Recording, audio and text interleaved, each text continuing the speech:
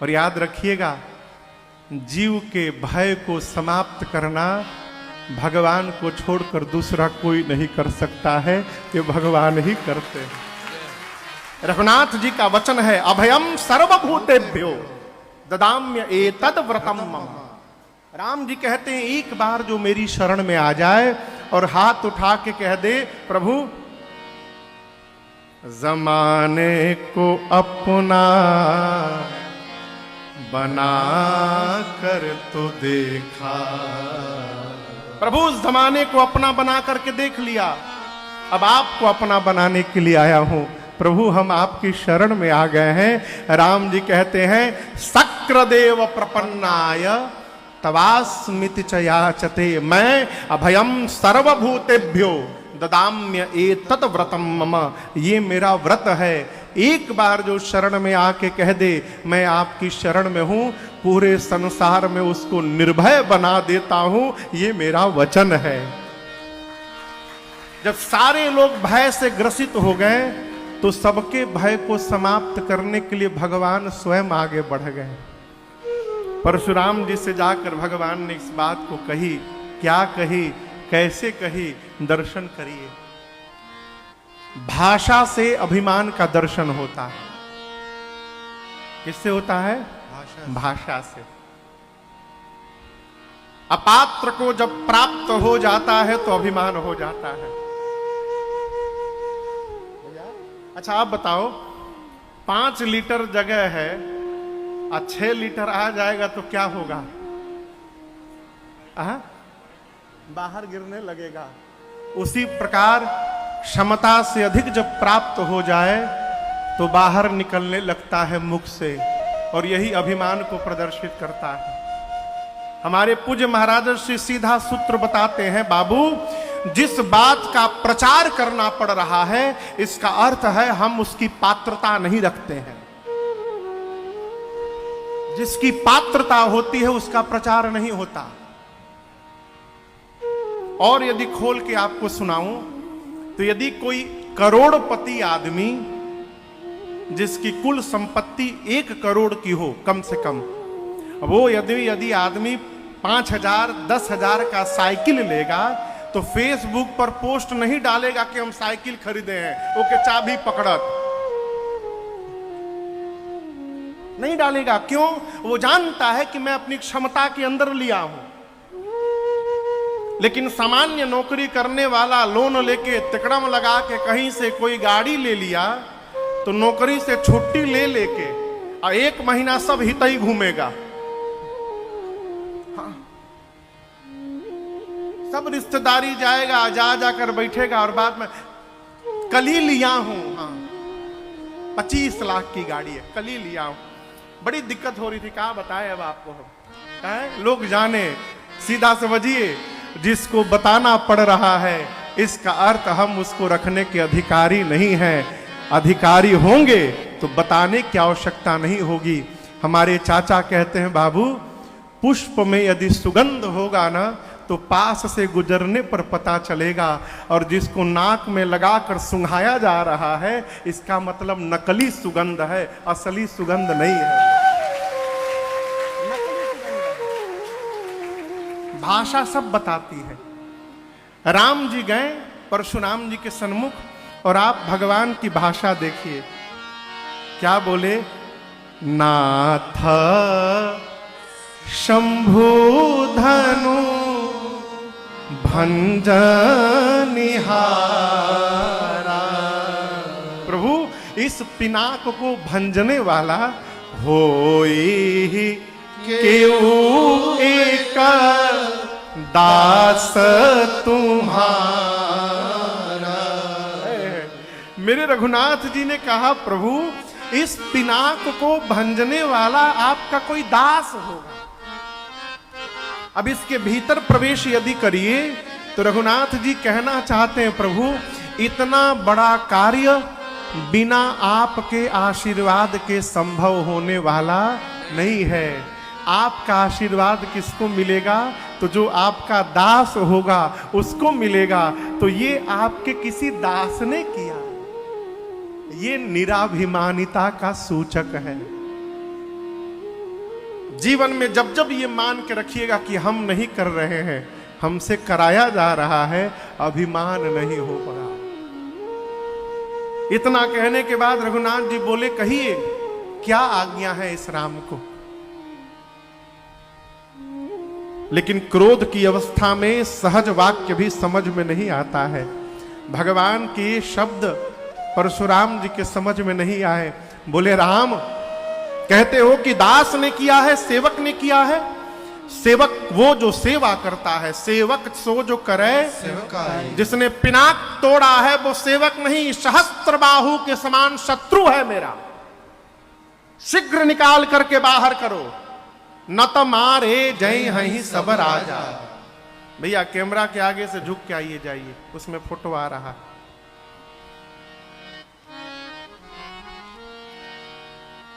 क्या कहा? जिसने पिनाक तोड़ा है वो सहस्त्र बाहु के समान मेरा शत्रु है। निकाल करके बाहर करो, नहीं तो जितने राजा आए हैं सबको मार दूंगा। अब राजा घबरा गए, आपस में बात करने लगे, बताओ राम जी को सीधा सीधा बोलना चाहिए, यहां लाल बुझक्कड़ खेल रहे हैं। पहले सन्मार्ग में, पता नहीं अब आता है कि नहीं आता है, रविवार को एक लाल बुझक्कड़ आया करता था। यहां कहते हैं कि बताइए सीधा कहना चाहिए हमने तोड़ा है, तो कह रहे हैं कि दास ने तोड़ा है। बाबा जी समझ ही नहीं पा रहे हैं।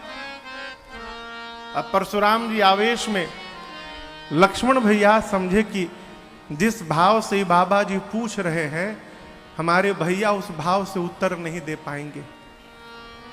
हाँ, इनकी जोड़ी मेरे से बनेगी अच्छी। तो लक्ष्मण जी आगे आए, प्रणाम करके बोले, मुनिवर आप धनुष टूटने पर आए हैं ना? धनुष टूटा उसके बाद, लेकिन ये बताइए, बचपन में मैं रोज एक धनु ही तोड़ता था। बहु धनु ही तोड़े लड़काई, लेकिन आज तक आप किसी धनु ही के टूटने पर नहीं आए। इसी धनुष पर इतना प्रेम क्यों आपका जग गया कि आप चले आए? अब लक्ष्मण जी बोले, ये बड़ा आदमी बोले तो समझ में भी आए, छोट लड़का आकर ज्ञान उपदेश देना तो बर्दाश्त नहीं होता है। अब तो सिखेबा। लक्ष्मण जी जैसे बोले, परशुराम जी का क्रोध और बढ़ गया। बोले, रे नृप बालक, काल वस्तु हो गया है, तू नहीं बोल रहा है, तेरा काल तेरे मुख से बुलवा रहा है। धनु ही सम त्रिपुरारी धनु, शिव के पिनाक की तुलना तू छोटी सी धनु ही से करता है। लक्ष्मण जी बोले, देखिए बाबा जी, धनु ही हो चाहे धनुखा हो, दोनों का काम बाण चलाना है। और आप तब से पूछ रहे किसने तोड़ा, किसी ने तोड़ा ओड़ा नहीं। छुवत टूट रघुपति मेरे भैया का कोई दोष नहीं है, भैया ने केवल टच किया, टूट गया। भैया ने छुआ, टूट गया। छुवत टूट रघुपति ही न दोषु। परशुराम जी निकाल लिए फरसा, बोले फरसा देख रहा है, 21 बार धरती को क्षत्रिय विहीन किया हूं, बालक जान के तुझे नहीं मार रहा हूं। लक्ष्मण जी बोले कि देखिए, बात बात में फरसा ना दिखाइए, हम कोई कुम्हड़े की बतियां नहीं है जो हाथ की तर्जनी देख के डर जाएंगे आपसे। पुराना था, टूट गया। आपसे एक बात कहें मुनिवर, हमारे वंश में, रघुवंश में, ब्राह्मण पर और गौ पर प्रहार करना वर्जित है। आप कितना भी ललकारिएगा, हम लड़ेंगे नहीं आपसे, आप ब्राह्मण हैं। क्यों? युद्ध में यदि आपको मार दिया, परशुराम बोले, क्या बोले? मान लीजिए, मान लीजिए युद्ध में आपको मार दिया तो आप ब्राह्मण हैं, ब्रह्म हत्या का पाप लग जाएगा। और युद्ध में यदि आपसे हार गया तो रघुवंशी होकर युद्ध में पराजित होना, यह हमारे कुल पर कलंक लग जाएगा। जीतूंगा तो पाप लगेगा, हारूंगा तो कलंक लगेगा, दोनों में नुकसान हमारा है केवल। इसलिए आप कितना भी ललकारिए, हम आपसे युद्ध करने वाले नहीं है। परशुराम जी विश्वामित्र जी से बोले, सुनो, तुम्हारा चेला जितना गोरा है भीतर का उतना काला है। जब बोलता है तो कड़वा बोलता है। तब तक परशुराम लक्ष्मण जी बोले, इतना ही प्रेम है तो बुला के किसी को जुड़वा लीजिए, यहीं पर है। फिर बोला देखो। रघुनाथ जी बोले, मुनिवर बुद्धिमान लोग छोटे बच्चों की बात पर ध्यान नहीं दिया करते हैं।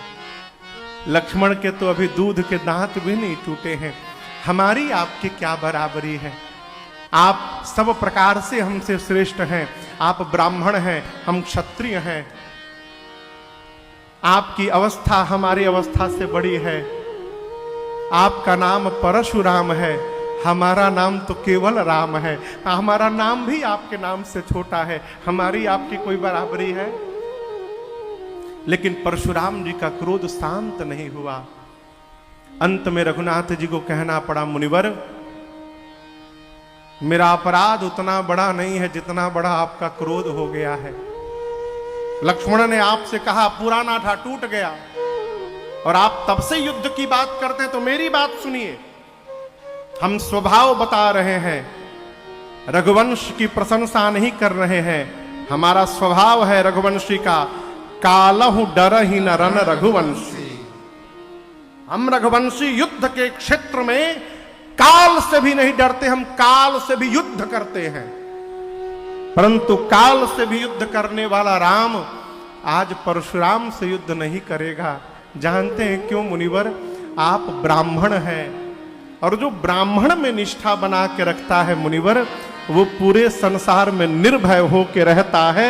इस रहस्य को मैं जानता हूं, मैं लड़ूंगा नहीं आपसे। भगवान के इस गूढ़ वचन को सुनकर परशुराम जी की मति हिल गई।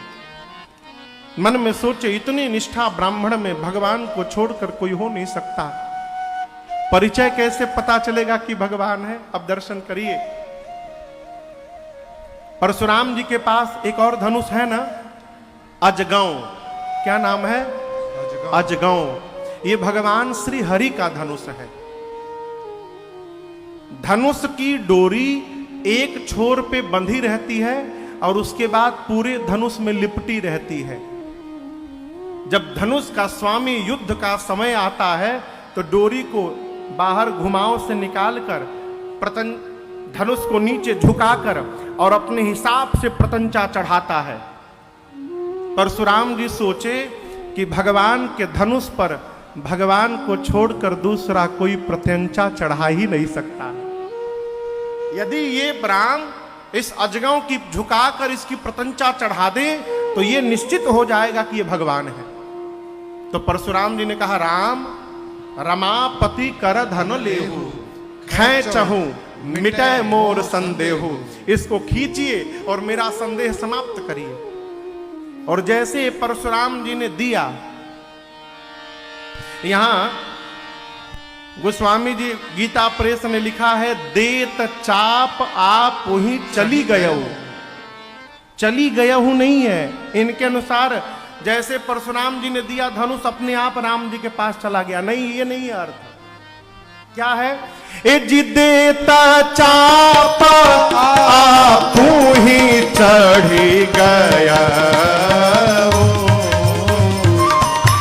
देता चाप आप ही चढ़ी गया, परशुराम